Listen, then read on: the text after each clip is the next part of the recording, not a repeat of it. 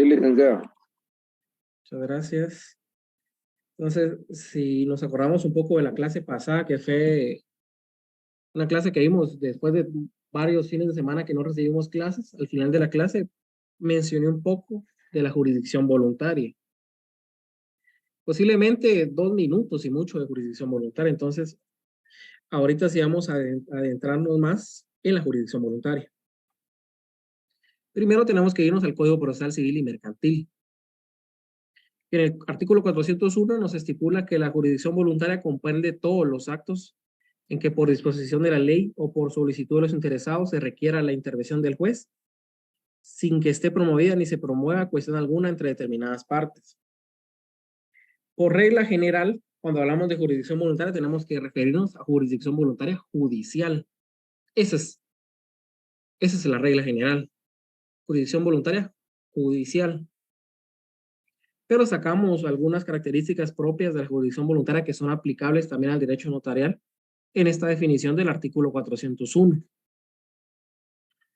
Esa solicitud de los interesados, y ahí no se va a promover ninguna cuestión entre determinadas partes, es decir, no es contenciosa, no hay litis, no hay pleito, no hay problemas entre ninguna de las partes. La persona es la que solicita la intervención del juez o notario para que lleve a cabo diligencias para hacer determinar alguna cuestión.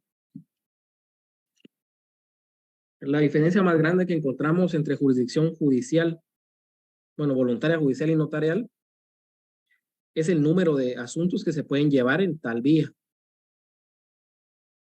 La jurisdicción voluntaria judicial es números apertus, es decir, cualquier cuestión en la que se necesite intervención judicial y no haya no haya litis, no sea contenciosa, va a ser jurisdicción voluntaria judicial.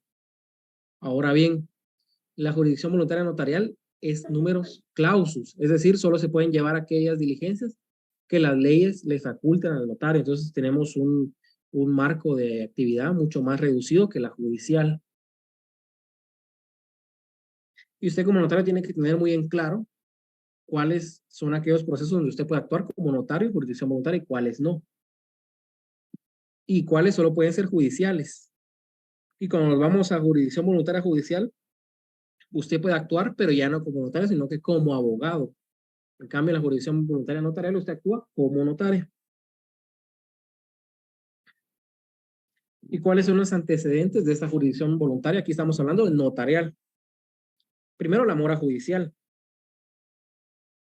La mayoría de juzgados en Guatemala, el organismo judicial en sí, inclusive la CC, tiene una mora judicial terrible, es decir, los procesos tardan demasiado dentro de los órganos jurisdiccionales. Hasta para que le den trámite a alguna demanda, a veces en el juzgado civil es un mes y medio, solo para que le den trámite a una demanda, imagínense, para terminar todo el proceso. Entonces, de ahí la necesidad que en aquellos temas donde no hay controversia, donde no hay litis, se le pueda facultar al notario para que él pueda ir tramitar esas diligencias. ¿Para qué? Para poder primero quitar un poquito de mora judicial a los órganos jurisdiccionales, aquí es civil, y segundo, para que sea más sencillo para el ciudadano poder llevar a cabo estas diligencias. Imagínense un cambio de nombre, que lo lleven ante un juez en jurisdicción voluntaria judicial. ¿Cuánto podría tardar un cambio de nombre en la vía judicial? Año, año y medio, 2 años, dependiendo de dónde esté, dónde esté ubicado el órgano jurisdiccional, porque aquí en Guatemala, en el municipio, tenemos la ventaja que hay competencia civil, familia específica. Pero en los departamentos, porque muchos de los que aquí están estudiando posiblemente se gradúan y se van a su domicilio a trabajar, no lo van a hacer en la ciudad. Entonces se van a un departamento que existe un órgano jurisdiccional, pero competencia mixta, familia, civil, económico, coactivo, a veces hasta trabajo. Entonces ahí la mora judicial va a ser todavía más amplia. Entonces por eso es que se le traslada algunos casos de jurisdicción voluntaria al notario. El segundo, necesidad de conferir certeza a los actos no contenciosos.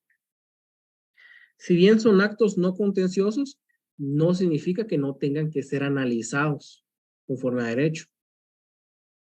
Y es por eso que se le traslada al notario, porque el notario también es un profesional del derecho. No solo redacta, él también tiene que conocer derecho. Y más en Guatemala, donde es abogado y notario. Entonces, si bien no hay conflicto, sí necesita un análisis jurídico por parte del notario. Y además de ese análisis jurídico, se le confiere certeza al momento de ser llevado ante el notario, porque ese notario tiene fe pública. Y el 3 es que se le confiere como auxiliar del juez o como encargado de una función pública.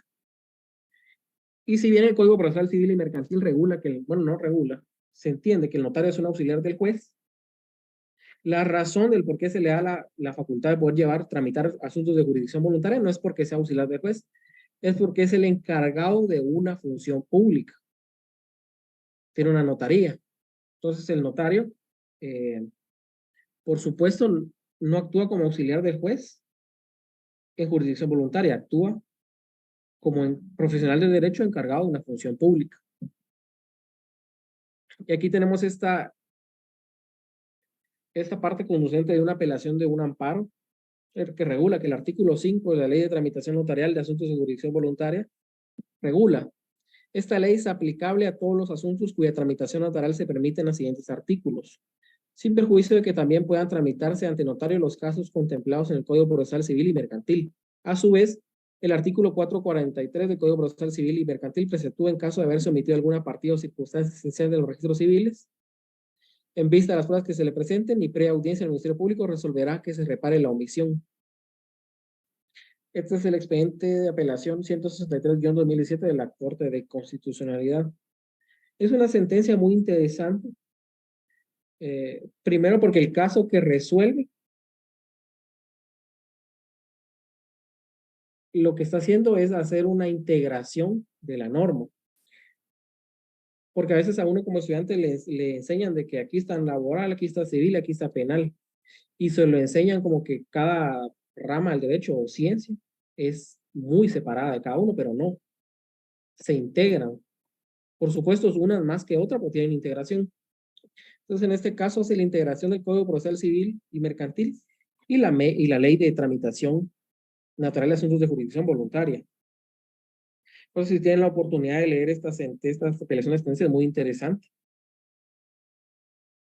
para que la puedan analizar un poco.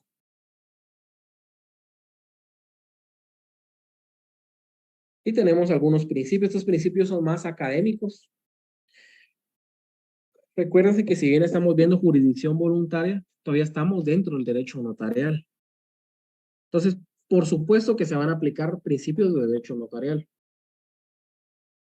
como es de la forma, aquí hablamos de la redacción, de la inmediación. El notario tiene que estar presente en todas aquellas actuaciones, derogación, no puede actuar de oficio en jurisdicción voluntaria, tiene que ser solicitado el consentimiento, la firma de la persona, la seguridad jurídica es esa certeza que se tiene de los actos autorizados por notario.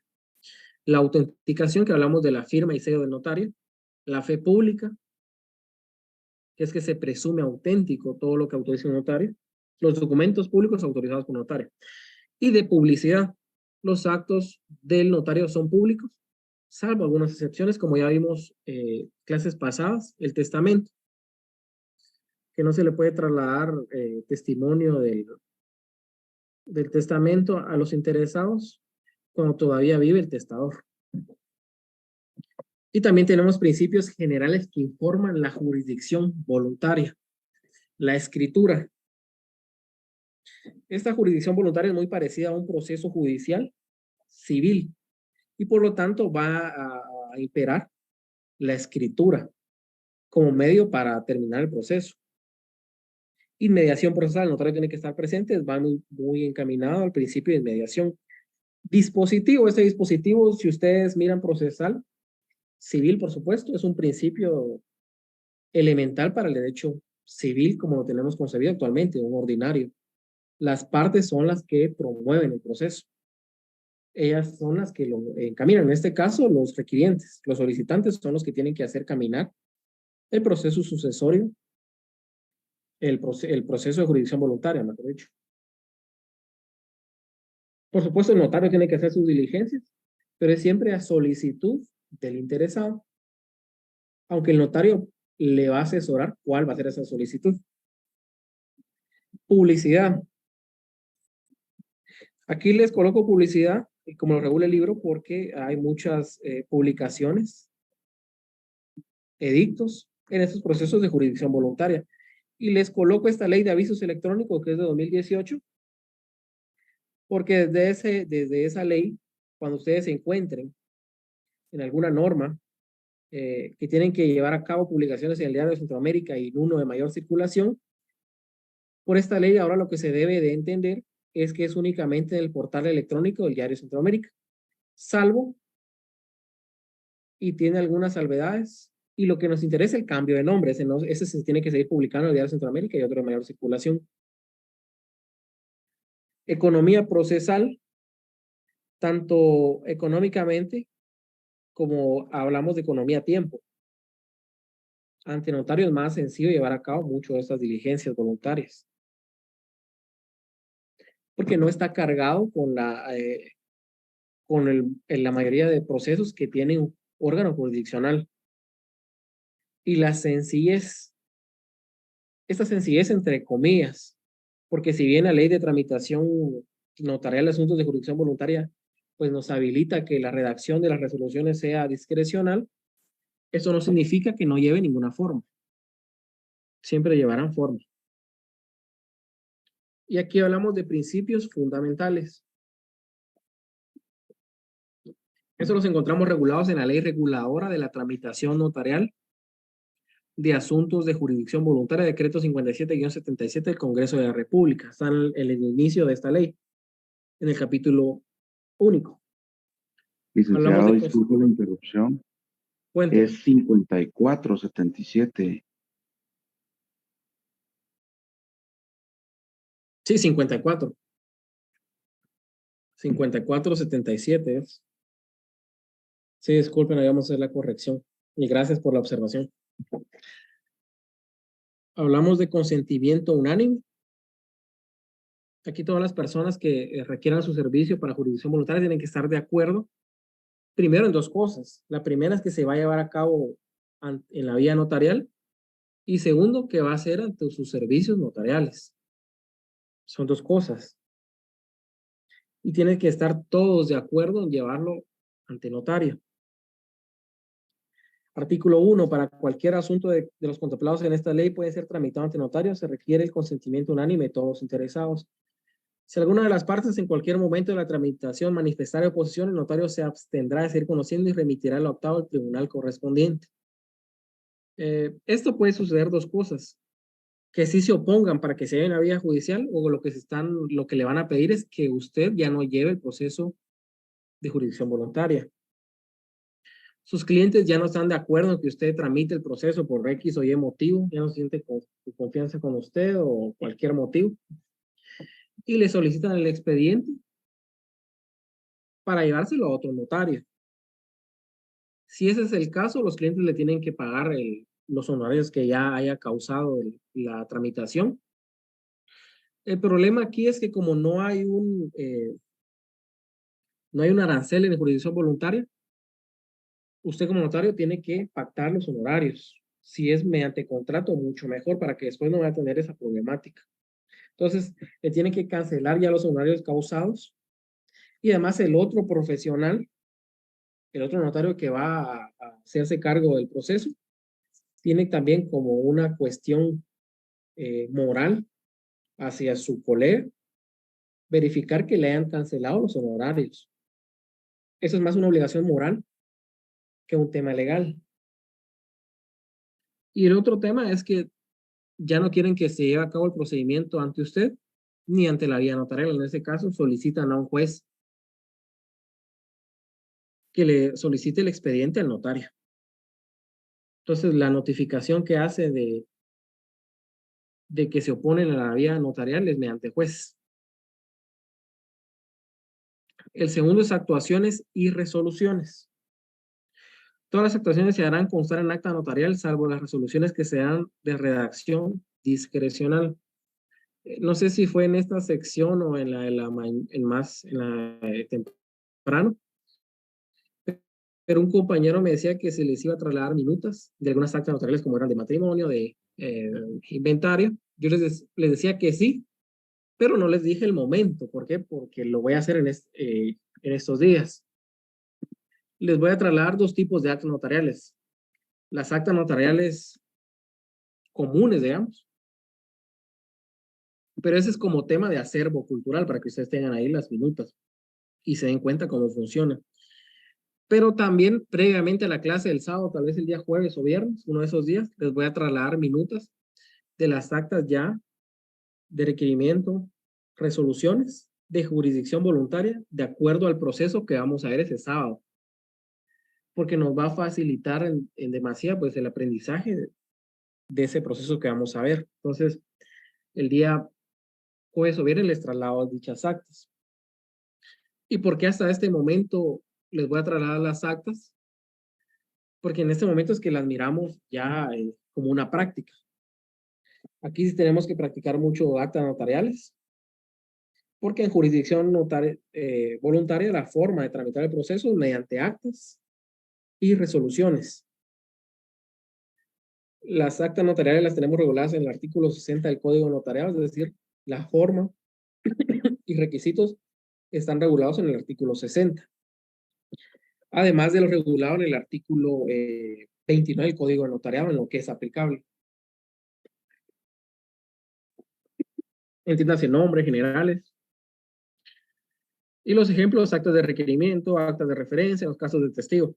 ¿Qué tipo de impuestos se pagaría en estas actas notariales, pero en jurisdicción voluntaria? Si alguien me puede contestar, por favor. Licenciado, tengo entendido que se satisfacen 50 centavos por cada, bueno, en timbre fiscal para cada una de las hojas de las actas notariales. Y también se satisface timbre notarial de 10 quetzales en cuanto a las actas. Ahora, en cuanto a las resoluciones, tengo entendido que son 2 quetzales en timbre notarial y siempre 50 centavos en timbre fiscal. Las resoluciones sí no tienen fundamento de timbre fiscal, el timbre notarial únicamente, porque no en la ley de timbre fiscal no hay un artículo donde grave esa resolución. Ahora con las actas sí, perfecto. Timbre 50 centavos por cada hoja y 10 notarial. Se aplica el mismo impuesto que se aplica a cualquier acta notarial. Entonces sí está muy bien su respuesta. Y aquí tenemos el ejemplo de un acta, por supuesto no va a ser completa en esta vez, como les digo, jueves o viernes les traslado las actas, ya el tema que vamos a ver. Si el otro sábado vamos a ver identificación de tercero, van a hacer algunas actas respecto de la identificación de tercero, para que yo en la clase solo explique el procedimiento y requisitos que tenemos que solicitar como notarios para llevar a cabo el proceso. Entonces ustedes ya el sábado van a tener en sus manos, la computadora, en el teléfono, ya las minutas para que puedan ir leyendo las minutas y conforme la explicación de la clase, pues hagan un mejor aprendizaje. Este es un ejemplo de un acta, es la misma acta que hemos visto. Aquí estamos viendo la rogación, el objeto de la rogación. Como es un acta notarial, va a llevar hora, va a llevar lugar. Y el objeto de la rogación en este caso sería para requerir servicios notariales para radicar y tramitar hasta su fenecimiento el proceso sucesorio, intestado, extrajudicial de su señora madre, tal y tal. Y el impuesto cubierto es el que estábamos hablando, 10 de timbre notarial y 50 de timbre fiscal por cada hoja.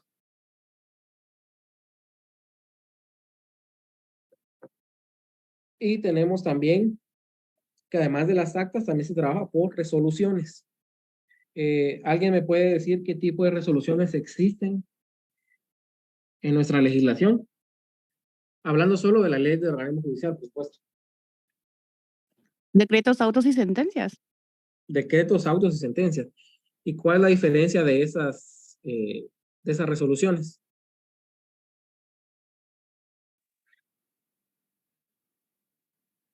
Los decretos resuelven cuestiones solamente de puro trámite, licenciado. Ujú. Las Los autos. sentencias, las sentencias resuelven la litis de una vez por todas y los autos, los autos resuelven cuestiones de incidencia dentro del juicio. Excelente, excelente. Los decretos solo trámite. Si ustedes están viendo estas resoluciones de mero trámite, lo único que está haciendo es darle audiencia al registro civil. Los autos en los procesos, pues lo que mayormente resuelven es los incidentes, como decía el compañero, excepciones que se plantean, y las sentencias ya resuelven el fondo del asunto. Ahora bien, ¿qué tipo de resoluciones usaremos en jurisdicción voluntaria, según lo que hemos explicado? En mi opinión serían solamente de trámite, licenciado. Y para declarar el asunto. O sea, al final del proceso, sí, usted tendría que decir con lugar las diligencias, sin lugar las diligencias. Por supuesto, con lugar va a ser siempre. Sería un auto de declaratoria. Sí, sería mediante autos, mediante autos. Puede ser que usted lo denomine resolución final o un auto. Sentencias aquí no aplicamos porque no estamos ante un juez. Entonces, decretos va a haber un montón en la jurisdicción voluntaria. El primer decreto será aquel que le da trámite a las diligencias, se admiten para su trámite, se tiene por recibir los documentos, eh, publíquese esto, confiérase la audiencia. Ese es un decreto de trámite, que se le da trámite a todas las diligencias. Este también que tengo como ejemplo es otro decreto de trámite, el decreto de la resolución final o el auto. Vamos a ver cada uno de acuerdo al proceso que vayamos viendo. Entonces aquí el timbre que se cubre es 2 quetzales en timbre notarial por los decretos de trámite, es este. Todos los decretos de trámite, 2 quetzales en timbre notarial. Y las resoluciones finales o el auto declaratorio, ahí vamos a cubrir 10 quetzales en timbre notarial. Por supuesto, solo va a existir un auto declaratorio, a menos que se amplíe, pero eso ya es otro tema que vamos a ver en su momento. Entonces, esto es notario. El notario Raúl de M.G. Ruiz, 9ª Avenida 339, que es la dirección, la fecha, y lo que se está resolviendo es que por el Estado que guarda las diligencias voluntarias extrajudiciales de rectificación de partida de nacimiento, confiérase la audiencia al registro. Si ustedes se dan cuenta, esta resolución que es de trámite tampoco se fundamenta. Solo está diciendo cuál es el paso a seguir. Y esa es otra diferencia entre un decreto y un auto. Aquí no se va a fundamentar nada, no se razona.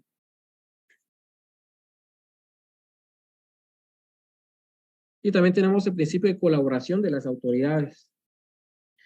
Los notarios por medio de oficio podrán requerir de las autoridades la colaboración que sea necesaria a fin de obtener los datos e informes que sean indispensables para la tramitación de los expedientes. Y nos habla que si no fueran proporcionados después de 3 veces requeridos, podrán acudir al juez de primera instancia de la jurisdicción para apremiar al requerido. Si bien es un artículo que existe, es algo que no se aplica mayormente en la práctica. Primero, porque los documentos, casi siempre el cliente es el que los lleva, uno se los solicita al cliente, mira, tráigame esta certificación, tráigame esto. Entonces, de información requerida, la verdad es que no es muy problemático requerir información. Rara vez se acude ante un juez para que el juez apremie al requerido. Sí, pero sin embargo es un principio fundamental que está muy bien que esté ahí consignado, porque puede ser que tal autoridad no quiera dar esta información. También tenemos el artículo 4, audiencia del Ministerio Público. En los casos que esta ley disponga, será obligatoria la audiencia del Ministerio Público el que deberá evacuar en el término de 3 días antes de dictar cualquier resolución bajo pena de nulidad. Es decir, si la ley le impone a usted que tiene que darle audiencia al Ministerio Público, no puede dictar ese auto declaratorio si no existe la opinión favorable del Ministerio Público. Recuérdense que en Guatemala, cuando hablamos de dictámenes, hay obligatorios y aquellos que no son obligatorios. En este tema de jurisdicción voluntaria para el notario, sí es un dictamen obligatorio y vinculante. Entonces, aquí sí vincula al notario. Si la opinión de PGN es que no, por tal circunstancia, usted tiene que cumplir ya sea el previo que le fijó PGN o no va a poder dictar el acto porque según PGN lo que está usted haciendo no tiene asidero legal. Entonces, esto es lo que pasa. Y también lo podemos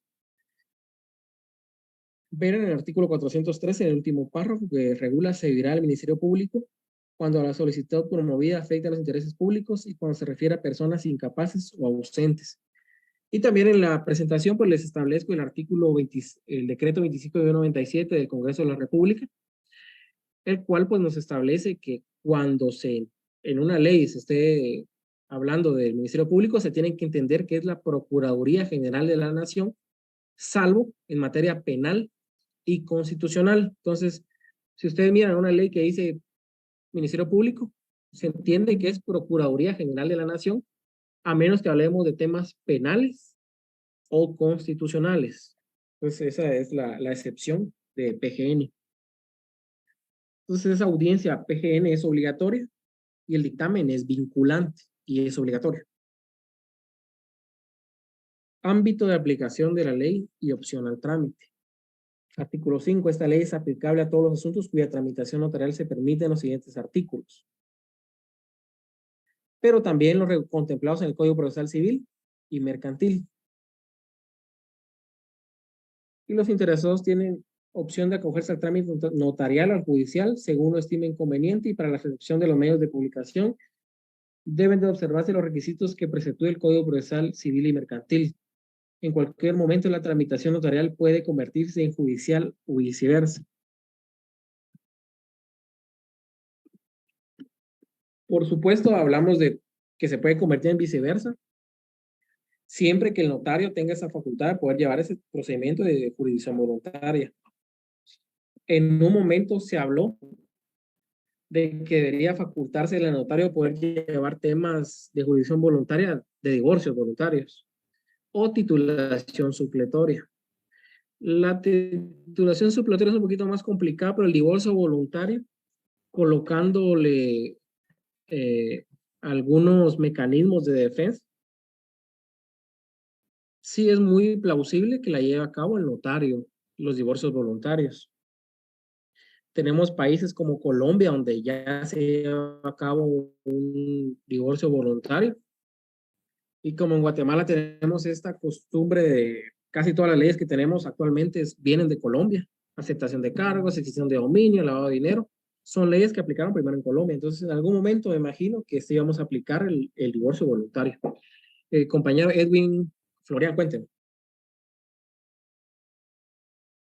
Buen día, Lee. Con una Buen día. consulta, la audiencia a la PGN se le da por medio de algún tipo de trámite o solo con el simple hecho de la publicación del edicto. No, se le da mediante una resolución de trámite.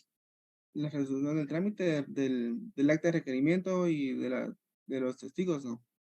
Mira, lo que pasa es que dependiendo del proceso, usted en el acta, en la primera resolución, donde admite para su trámite las diligencias, en esa resolución va a señalar cuáles van a ser los siguientes pasos. Ah, ok. Entonces, Por ejemplo, cuando llegue el momento, ¿sí? Si fuera en caso de una de identificación a terceros, de identificación de terceros, en la resolución se le haría saber que se le da audiencia a la PGN en el plazo de ¿cuántos días? Por ejemplo, los 3. Pero recuérdese que solo se le da audiencia si es obligatoria la audiencia. Y en la de identificación de terceros no es obligatoria la audiencia para la PGN. No, no es obligatoria. Ah, ok. Sí, Solo entonces, basta con el edicto, nada más con la publicación en el diario oficial y uno de mayor circulación. mire, le voy a poner un ejemplo, el caso de procesos sucesorios. Usted le da trámite al proceso, señala los pasos a seguir. Entonces, previo a darle audiencia, tiene que llevar una junta de herederos. Entonces, cuando se lleve a cabo la junta de herederos, tenga el inventario va a llegar el momento que están todos los documentos para que usted traslade el expediente a PGN. Entonces va a redactar algo parecido a esto donde diga por el Estado que guarda las diligencias de esa audiencia a la Procuraduría General de la Nación para que emita opinión. Por supuesto, no le va a señalar el plazo a la PGN. Cuidado con eso. Va. Sí, eso no sería mal que le señalara el plazo, pero usted le iba a señalar el plazo a PGN. Lo que van a hacer es que se lo van a dar el dictamen unos 3 meses, si bien le va. Porque no les va a gustar que se le señale el plazo. Entonces, lo único que va a hacer es señalarles que pase a la PGN para que emita opinión. La PGN actualmente creo que, bueno, la última vez como en 20 días, bueno, un mes digamos, emite opinión. Y no solo es que usted dicte la resolución y lo mande, sino que lo tiene que enviar con un folder, tiene que llenar un formulario de ingreso para PGN. Ok. PGN Ya. emite su opinión, usted va a traer su expediente. Si la opinión es favorable de PGN, pues ya dicte el auto declaratorio. Pero así sería, mediante una resolución de trámite. La firma, la Ya. sede, le coloca los timbres notariales y ya se envía. Ok. Gracias, Lee. Entonces, como les decía, en algún momento en Guatemala, pues también vamos a aplicar el divorcio en jurisdicción voluntaria en vía notarial. Por lo que les digo, por todas estas leyes vienen de Colombia, como lo tenemos bastante cerca, extinción de dominio. Esa es una ley que primero estaba en Colombia hace muchos años y después se aplicó aquí. Lavado de dinero también, aceptación de cargos. Hace años estaba ya en Colombia y después se aplicó aquí. Entonces, en algún momento me imagino que se va a aplicar el tema de divorcios voluntarios. Porque en su momento se iba a aplicar en este decreto 54-77, sin embargo, se hizo la modificación y no se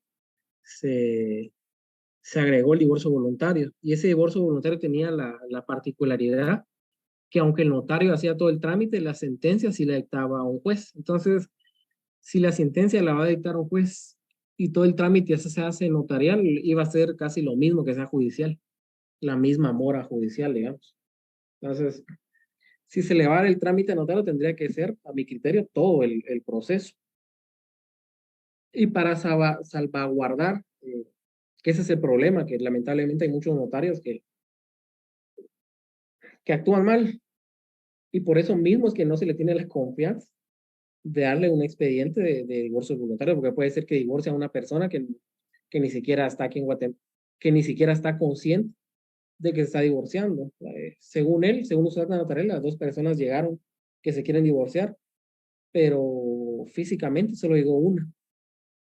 Y por eso es que todavía hay esa renuencia de darle al notario la posibilidad de llevar a cabo procesos de divorcio voluntario. Y también existe también la otra de trasladarle la facultad a poder llevar a cabo titulaciones supletorias. Ahí sí lo miro yo más complicado. Porque, miren, han titulado supletoriamente bienes que ya tienen registro. Por supuesto, no por la vía legal, sino mediante argucia, ¿verdad? Pero, entonces, la legislación también responde a la realidad nacional.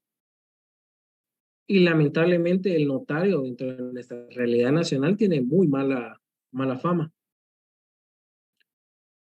A veces muy exagerada también. Pero lamentablemente por ciertos profesionales malos, nos hemos ganado esa mala fama, ¿verdad? Y también tenemos inscripción en los registros.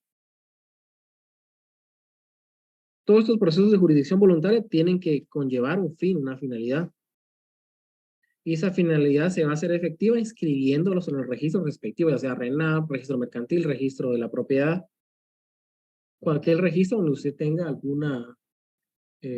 donde usted tenga o actúe jurídicamente.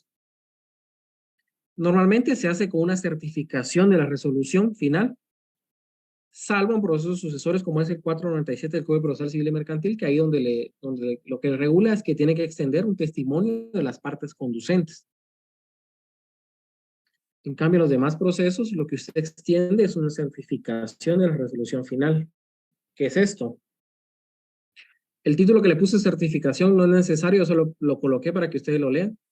Y esta es una certificación. Si ustedes han llevado procesos judiciales como estudiantes o en el bufete que trabajan, se darán cuenta que es muy parecido a una certificación de un órgano jurisdiccional. Y hablando de llevar procesos judiciales, para los que tengan tiempo y puedan, mis recomendaciones siempre que lleven algún proceso en el bufete popular, acudan, pero que trabajan, yo entiendo eso, o que no tienen el tiempo por algún motivo.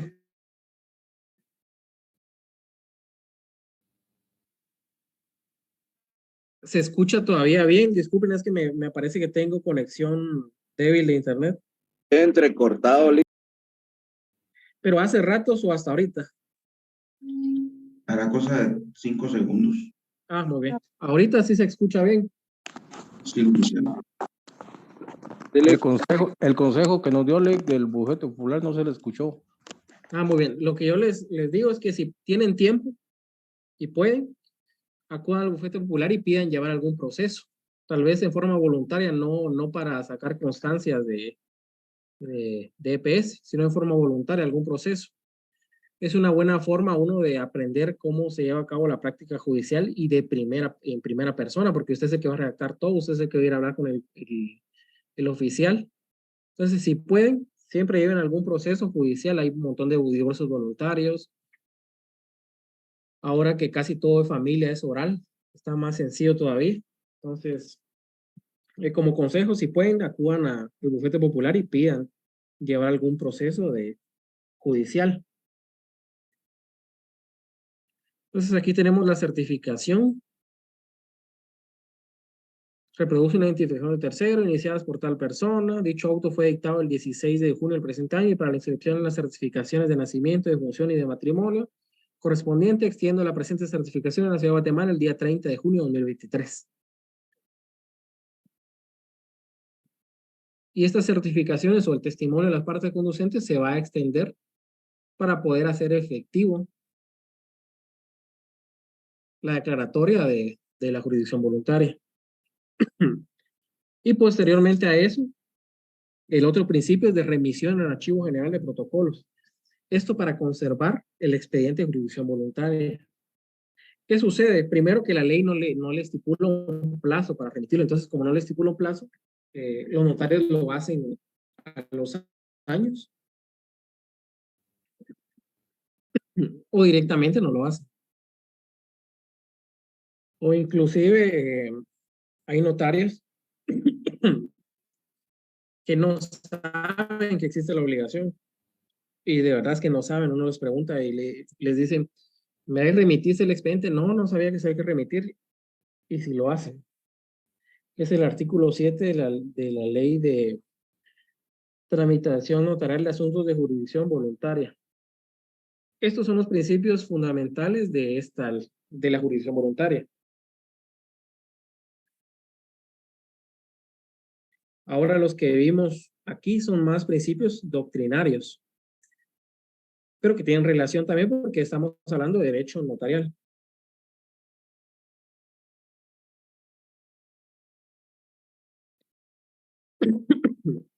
Y aquí hablamos un poco de la normativa legal donde van a estar contenidos los procesos de jurisdicción voluntaria que el notario puede tramitar. Recuerden, como dijo al principio, estos procesos son números clausus, es decir, el notario solo puede tramitar aquellos que la ley le faculta, únicamente esos. Hablamos de identificación de tercero. No les coloqué identificación de persona porque, si ustedes se dan cuenta, es un instrumento público el que se redacta y se lo solicité en el protocolo. Entonces aquí tenemos identificación de tercero. Y el artículo 440 regula la identificación de un tercero, podrá pedir ante el juez de primera instancia, se podrá pedir ante el juez de primera instancia o un notario. Este proceso lo tenemos en el Código Procesal Civil y Mercantil y es el mismo código el que le faculta al notario, no la ley de tramitación. La solicitud se mandará a publicar en el diario oficial en un edicto que contendrá el nombre de completo de la persona cuya identificación se pide. La mayoría de procesos de jurisdicción voluntaria lo que persiguen es otro objetivo. Una identificación de un tercero lo que persigue es poder, ya sea poder demandar a la persona, porque lo que sucede es que muchas personas en su uso de la propiedad tienen otro apellido, digamos, y la persona ya falleció. Entonces, cuando usted recibe los documentos para llevar a cabo un proceso sucesorio, digamos, y verifica que no están bien los nombres, lo primero que tiene que hacer es hacer una identificación.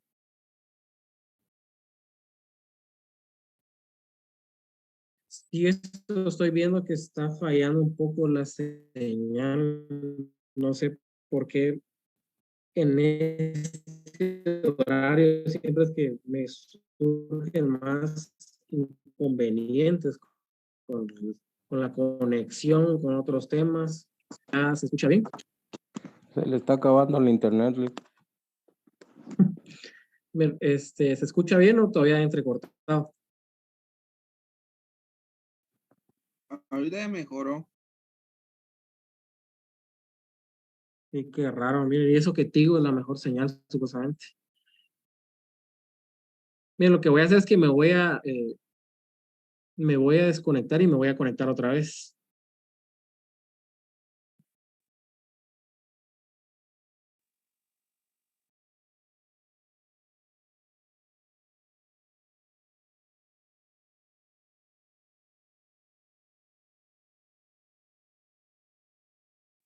Hay que contratar, claro, fibra óptica.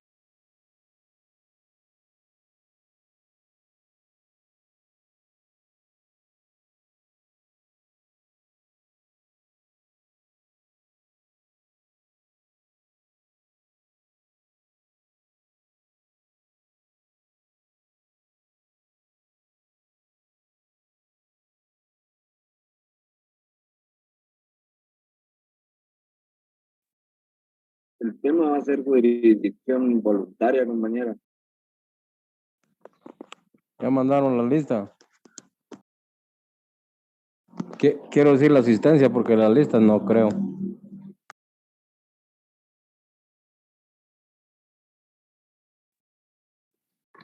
Todavía no. El tema va a ser jurisdicción voluntaria cuando se envíe la asistencia. No sé si se escucha mejor ahorita. Por el momento sí. Entonces vamos a continuar con la clase.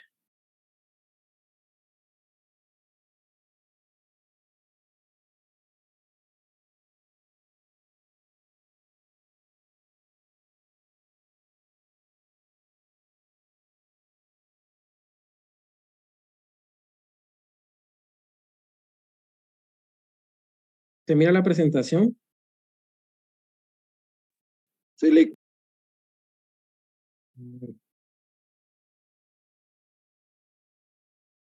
El tema va a ser jurisdicción voluntaria. Entonces, como les decía, muchos temas de procesos de jurisdicción voluntaria se utilizan para otro fin, digamos. No es el fin superior, la identificación de un tercero, sino que se utiliza más para poder llevar a cabo otro procedimiento.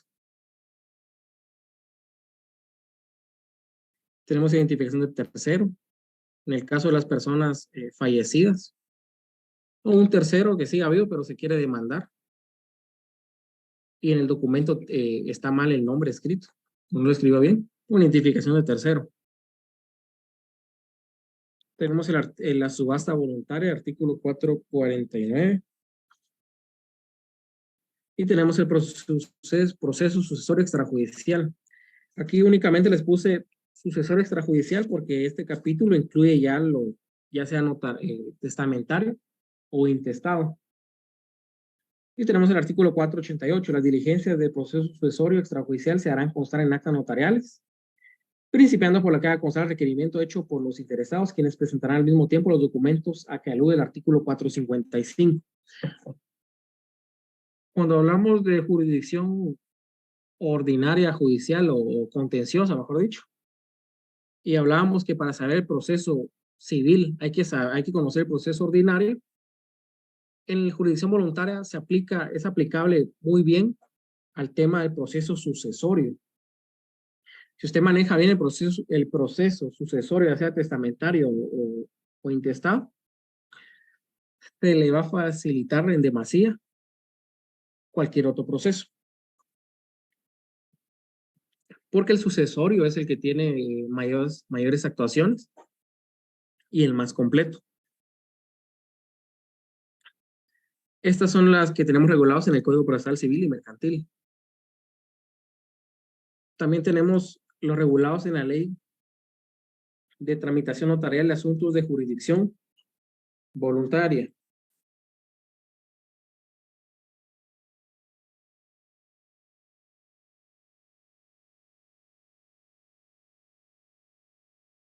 La ausencia.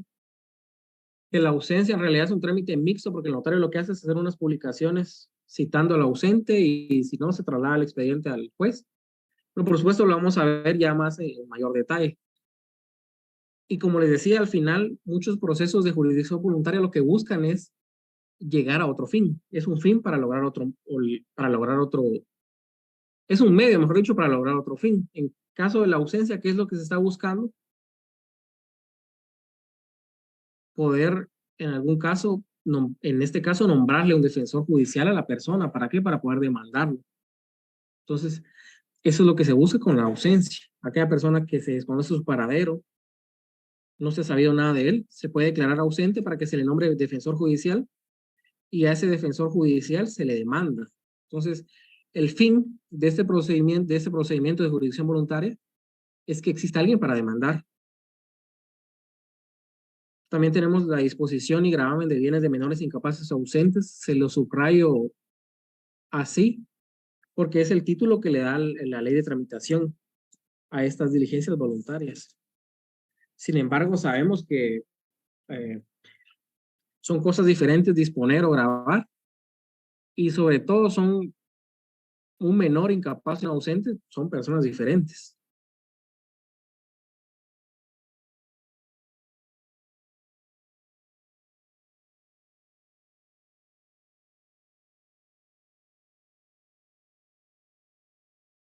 Y me acuerdo que con un catedrático de notarial nos reíamos por esto, porque el título del capítulo da a entender que tienen que ser menores, incapaces y ausentes. O sea, tienen que tener esas tres características. A ver, ¿quién me dice cuál es la diferencia entre menores e incapaces? Los menores, por disposición de la ley, no están investidos de esa capacidad para poder tomar sus propias decisiones. Ahora bien, los incapaces son los que la ley ha determinado que no pueden hacer uso de sus capacidades, pueden ser físicas o mentales, para disponer de sus bienes en sí, y pues por esa razón es que la ley los protege. Excelente, va un tema de edad. Los menores pues 18 años, hasta 18 años ellos no pueden disponer directamente de sus bienes o grabarlos. Y los incapaces, pues mediante declaración judicial, el juez declara que son incapaces para ejercer en nombre propio esos derechos civiles. Tienen derechos civiles tanto menores, incapaces o ausentes, pero no los pueden ejercer en nombre propio. Hay un defensor, un tutor o un padre, una madre, que ejerce esos derechos para disponer o grabar. Disponer, hablamos de vender por utilidad o necesidad, y grabar, que hablamos de hipotecar en un caso.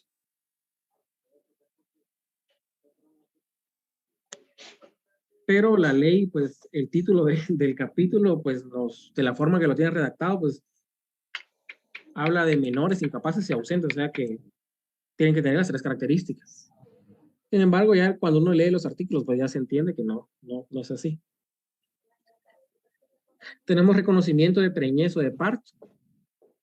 En el caso de aquellas mujeres que estén casadas y sepan que esté ausente el esposo, hay una separación o muerte de su marido, entonces pueden hacer constar ante notario que el embarazo sucedió cuando todavía estaba presente el esposo. Le dan un seguimiento al embarazo y cuando se lleva a cabo el parto, pues ahí el notario certifica que nació dentro del periodo que la ley establece para que pueda ser considerado hijo del esposo ausente o separado.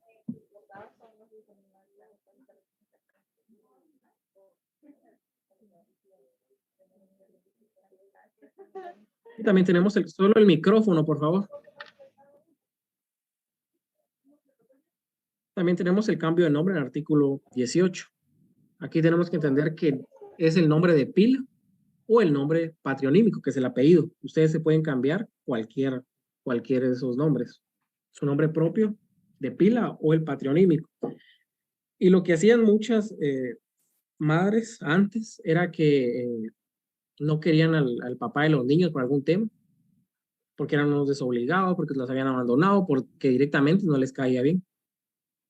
Entonces, ¿qué hacían? Llevaban a cabo diligencias de cambio de nombre de sus hijos menores para que los hijos tuvieran los apellidos únicamente de ella, pensando así que eso modificaba en algún sentido los derechos y obligaciones que tiene el papá con el niño, pero un cambio de nombre no modifica ningún derecho o obligación civil que usted tenga, únicamente va a cambiar su nombre.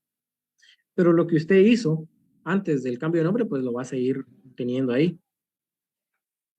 Y lo que usted haga después del cambio de nombre va a seguir siendo lo mismo, salvo que usted reconozca que tenga hijos. Después de su cambio de nombre, ahí sí los hijos van a aparecer ya con sus nuevos apellidos. Pero no modifica en ningún sentido la capacidad civil.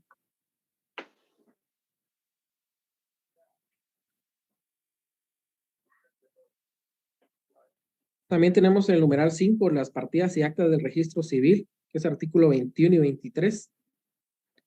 Aquí tenemos la reposición de la partida de las partidas, normalmente de nacimiento.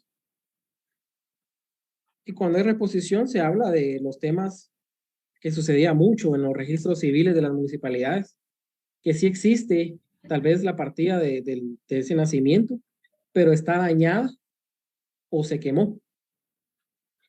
Porque tal vez en estas épocas electorales no pasó, pero anteriormente se tenía la costumbre, cuando no existía RENAP, sino las cédulas y las inscripciones se llevaban en las municipalidades, sucedía que en tiempos electorales quemaban las municipalidades.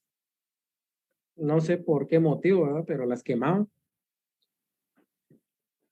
Entonces, cuando se trasladó todo eso al RENAP, hubieron certificados, partidas de nacimiento, a cientos de esos nacimientos, que venían incompletas.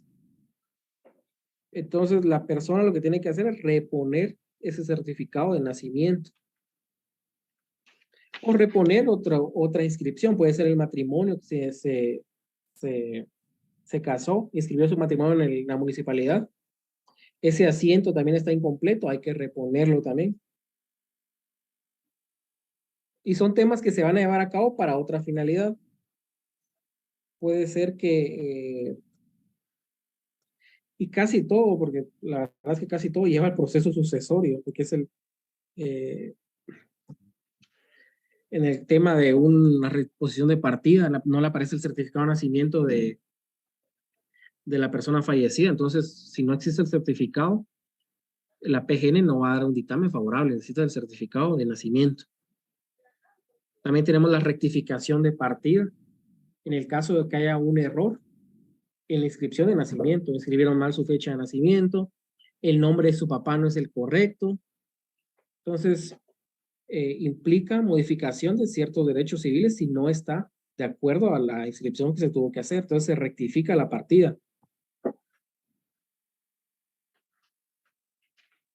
Se casó con una persona, pero cuando hicieron en la inscripción de su matrimonio, a su cónyuge únicamente le colocaron un nombre y un apellido, entonces no es la misma persona con la que usted se casó. Hay que rectificar esa partida de matrimonio.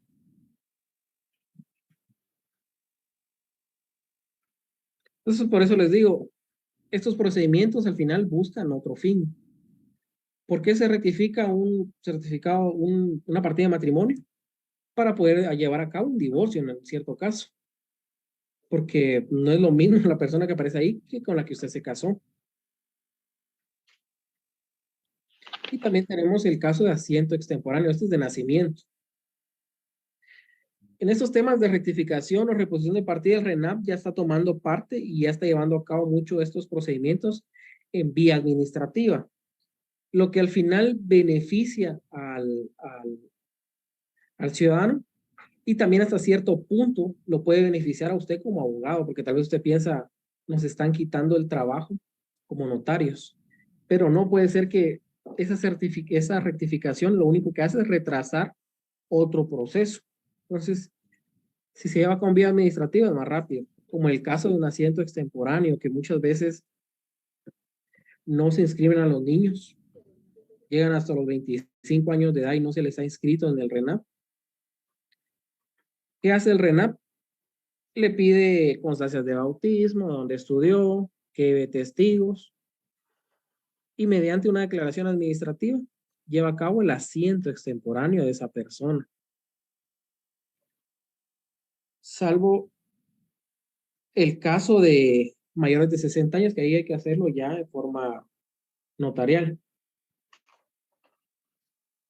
O en el caso de personas ya fallecidas, que se tiene que llevar a cabo la inscripción de ese nacimiento, porque son personas que fallecieron en el 80, digamos, y no existe defunción.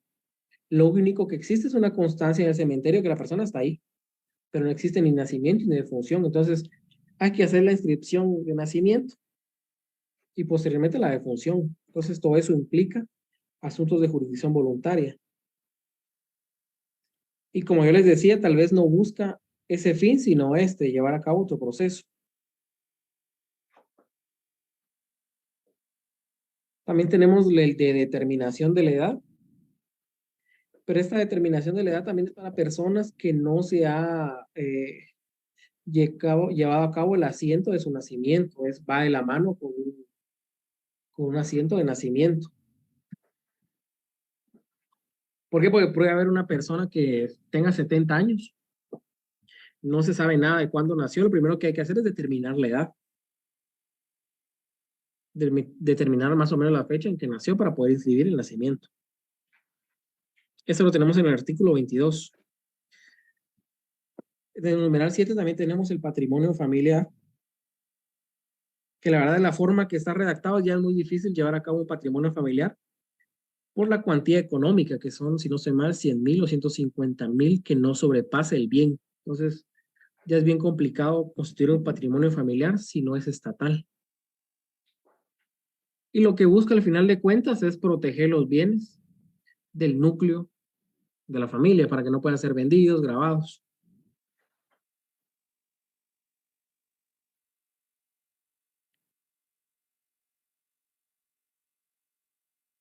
Y por último, solo me permiten un momento.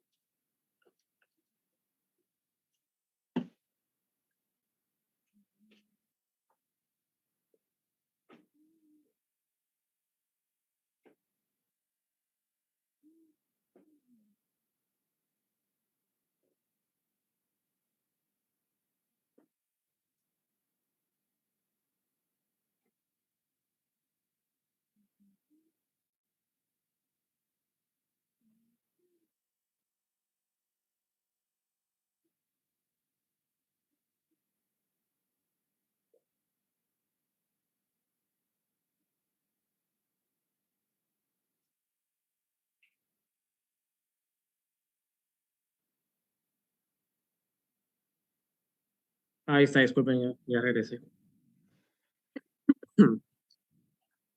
Y el último ejemplo que tenemos de estos procesos de jurisdicción voluntaria, tenemos el de rectificación de área de bien inmueble.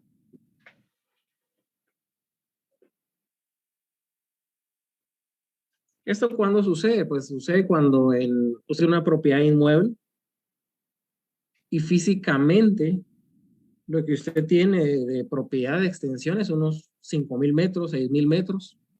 Recuérdense que en bienes inmuebles lo importante es lo que diga la medición que existe el bien físicamente, conforme a sus medidas y colindancias. Eso es lo importante de un bien. Esa es la forma que el registro lleva a cabo el registro matricular del bien. Entonces, ¿qué pasa? Que usted tiene un bien que físicamente tiene 6.000 metros cuadrados, pero en el registro aparece que su bien tiene 8.000, 9.000, 10.000 metros cuadrados, siendo el caso que únicamente tiene, y usted puede decir, mire, pero eso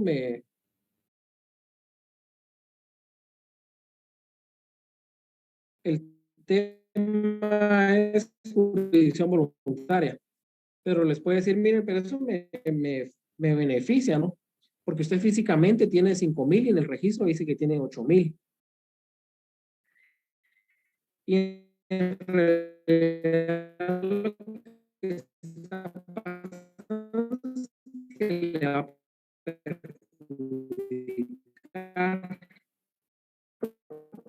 por temas evaluación. ¿Para qué le va a servir? Para pagar el UCI. Está pagando el UCI de un bien que supuesto está pagando de más. O puede ser que, pero no lo puede hacer.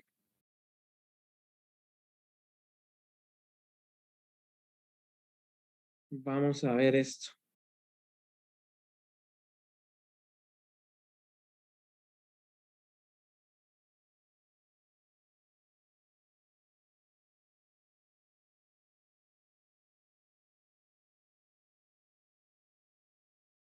Se escucha otra vez entrecortado. Sí, Sí, mire, yo no sé qué está pasando porque ni siquiera está lloviendo para que sea por eso lo de la señal.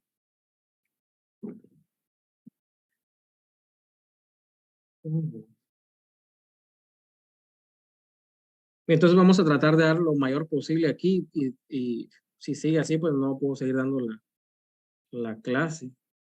Entonces, al final, rectificación de área es para determinar que su bien, las medidas físicas son menores que las que aparecen en el registro, y eso es lo que busca. ¿Ahí se escucha bien o todavía entrecortado? ¿Se escucha bien ahorita? Ya, listo. Ahí está, sí, saber qué estará pasando, ¿no? Como ha habido problemas ahorita en zona 1 con energía eléctrica y todo eso.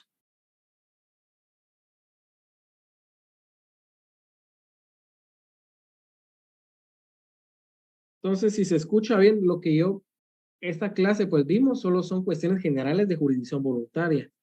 Solo quiero que entiendan que todos estos temas que vimos de los procesos se tienen que tratar mediante actas y resoluciones. y que esas actas y resoluciones pagan tales impuestos. Entonces, en la clase del siguiente sábado, ahí sí vamos a estar viendo ya los temas específicos. Yo les voy a trasladar el jueves o el viernes las minutas para que ustedes las puedan leer.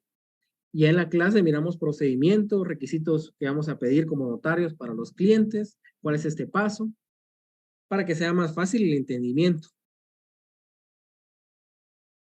Entonces, si no, porque si me pongo a leer las actas o las resoluciones, vamos a perder mucho tiempo. Entonces, son varios procesos de jurisdicción voluntaria y vamos a tratar de verlos en su mayoría. Entonces, si no tienen alguna pregunta respecto a la clase o el protocolo, este es el momento para que hagan sus preguntas. ¿Alguna duda respecto a lo que estaba explicando? Es el momento oportuno.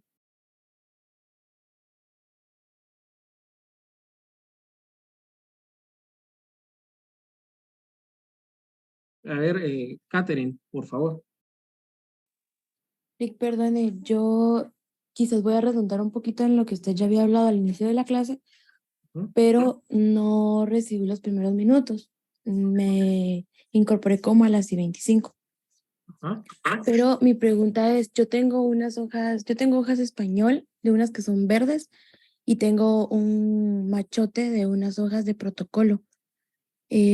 ¿Podría utilizar alguna de las dos o tendrían que ser en específico de las que venden en las librerías o de estas que yo estaría imprimiendo?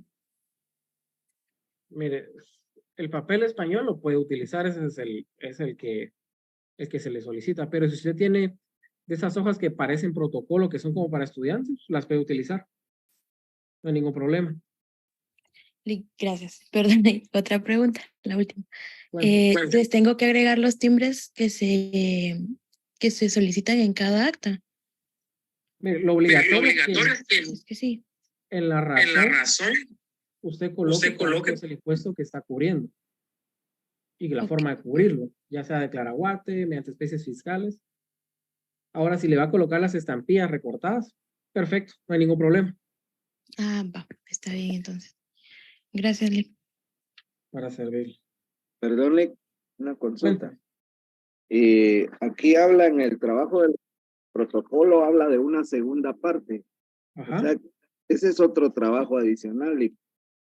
Sí, miren, pero tienen que entregarlo el mismo día que el protocolo. Ajá, en exacto. un folder aparte. Ah, bueno. Gracias. Ustedes de los 15 instrumentos públicos que les di, van a elegir 5 y desde esos 5 van a llevar a cabo un testimonio especial y un testimonio de la parte interesada. Únicamente el testimonio de la parte interesada ustedes lo pueden redactar a computadora, máquina o a mano. Ahora el instrumento público le pueden sacar fotocopia, como si fuera un testimonio si ustedes en la vida real, digamos.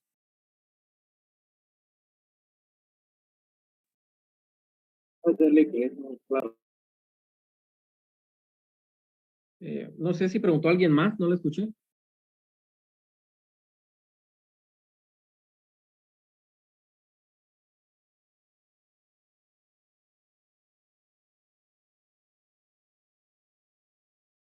Bueno, si no hay otra pregunta, creo que vamos por finalizada la clase hoy porque está fallando demasiado la señal. Licenciado, buenos días, perdone. Cuente. Una consulta, fíjese que yo estaba notando que en el archivo que usted mandó no están todos los instrumentos públicos. Los que no están, ¿sí los tenemos que buscar por nuestra parte o usted los tendría para que nos los pueda compartir? No, los que no están los tienen que buscar por su cuenta. Pero si ustedes tienen los libros de notariado, ahí se darán cuenta que hay muchos de esos. Ah, ok.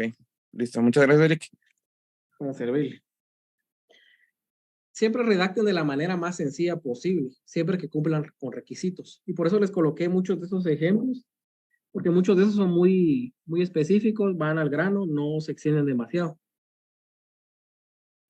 Licenciado, una consulta con respecto a esto. Lo que nos mandó son solo ejemplos, ¿verdad? Es con base en ellos que debemos trabajar. Yo, para efectos de que no vayamos a cometer el error de copiar textualmente eso dentro de nuestro protocolo, ¿verdad? No, mire, si a su criterio está bien le gusta esa redacción, la puede utilizar. No hay ningún inconveniente. Ahora, si usted busca otra redacción, no hay tampoco otro problema. Ahora, con los nombres, documentos, sí, usted los tendrá que buscar, ¿verdad? Datos de los bienes. Pero no hay ningún inconveniente. Gracias.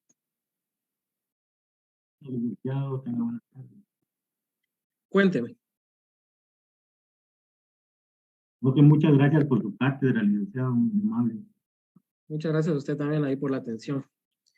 Entonces, no solo de cambiar nombres, también su redacción, porque a muchos de esos ejemplos están con DPI, pero ustedes también pueden utilizar persona de mi anterior conocimiento. Entonces, imagínense si ustedes se facilitan la vida, persona de mi anterior conocimiento. Datos de las fincas o de las compraventas. Y otra cuestión, en los atestados dice aviso de DICABI, que es el aviso que se da DICABI. Por supuesto, eso solo aplica cuando hay traslado de un bien, es decir, si hay una compraventa, si hay una donación. En ese caso se da aviso al DICABI, ¿no? Entonces no son muchos avisos. Por lo que recuerdo son como 4 traslados de bienes, unas compraventas, una donación, por ahí. Licenciado, Entonces, perdón, en cuanto al tema del movimiento de bienes inmuebles, compraventa y todo esto, también hay que adjuntar el aviso que se da a la municipalidad por el tema de UCI. ese no se los pedí, pero lo pueden hacer. Y no se los pedí porque tendría que colocarle a la municipalidad respectiva y no sé dónde están ustedes actualmente. Entonces, esos se los dejo a su criterio. El que sí necesito es el de DICABI. Licenciado, Muy bien. perdón. ¿Y el aviso que se le da al registro de la propiedad? Eso sí. ¿El testimonio o de qué me está hablando? Porque aviso sería el tema de testamentos. Cuando se hace una compraventa. Por Entonces, eso les pedí el testimonio a la parte interesada. Porque ese es el que se inscribe. muy bien. Aviso, creo que al registro solo les pedí uno del testamento, si no estoy mal. Ahora, para el registro solo son los 5 testimonios para la parte interesada. Que lo pedí sencillo, sin duplicado, solamente el testimonio.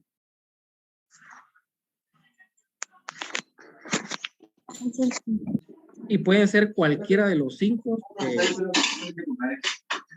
documentos. Solo el micrófono, por favor.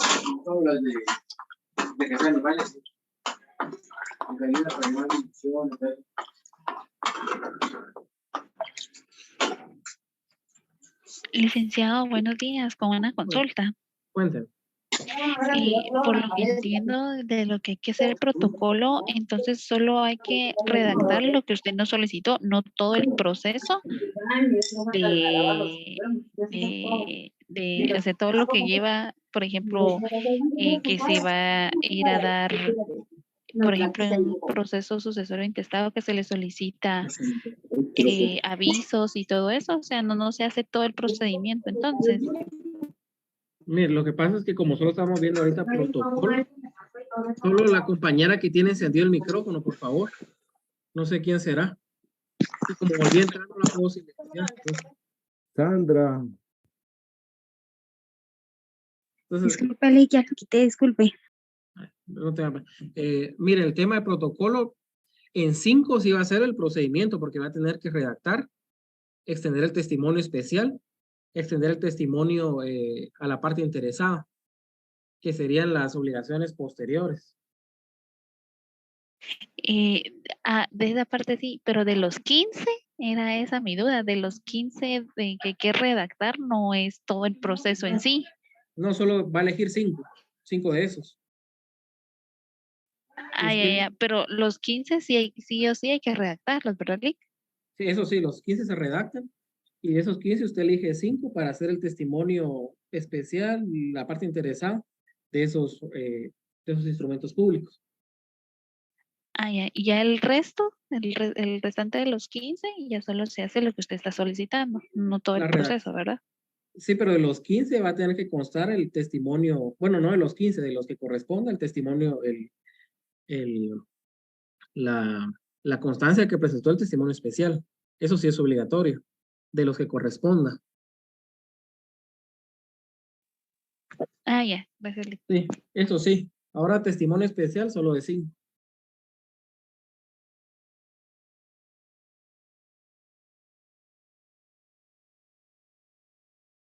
Así que ahí disculpen, la verdad, por la señal de hoy. La verdad es que en la mañana no falló para nada, no sé por qué a esta hora no llueve nada, pero vamos a ver qué pasa con ese tema. Así que si no hay otra pregunta, pues vamos a dar por finalizada hoy la clase. Licenciado, perdone. Cuénteme. Fíjese que la vez pasada yo no anoté mi asistencia, licenciado. Se me fue el tiempo y cuando lo intenté hacer ya no me dejaba la página. No sé cómo podría hacerle ahí. Mire, lo que tendrían que hacer es enviar un correo a mi correo haciendo ver ese inconveniente. Muy bien, licenciado. ¿Dónde encontraría su correo? Disculpe. Mira, mi correo, el que uso para esta clase es rd105ruiz@gmail. Si no estoy mal. Sí, ese es. rd105ruiz@gmail. Sí, ese es. Ajá. Muchas gracias, licenciado. Ahí le mando el correo. Gracias. Ahí estamos. Entonces, únicamente eso, que tengan un feliz fin de semana. Esta semana les voy a trasladar lo que les dije y pues mucho gusto impartir esta clase y pues nos seguimos viendo el otro sábado. Vic, disculpe. ¿Sí? Gracias, Lick. Buenas Con tardes. respecto a las notas del primer parcial, todavía no las va a publicar. Lo que pasa es que no está en mi publicación.